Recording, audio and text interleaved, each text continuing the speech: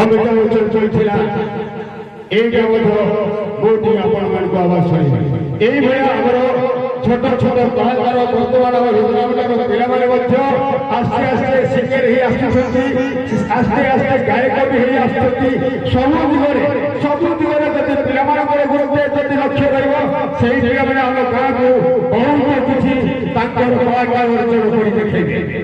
ଦେଖନ୍ତୁ ମୁଁ କହୁଛି ଏଇଟା ତ ଭଗବାନଙ୍କ ସାମ୍ନାରେ ତ ଅମିତାଭ ବଚ୍ଚନ ନିଜେ ବହୁତ ସୁପରଷ୍ଟାର।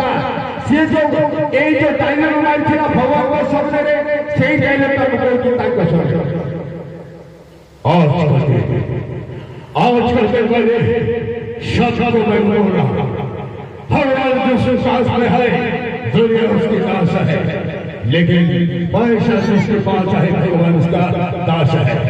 अरे कृष्ण अब क्या कहते हैं दुनिया में जो हो सकता है बाबू, लेकिन ये इसका कोई भी भूल सकता नहीं, भगवान का सकता।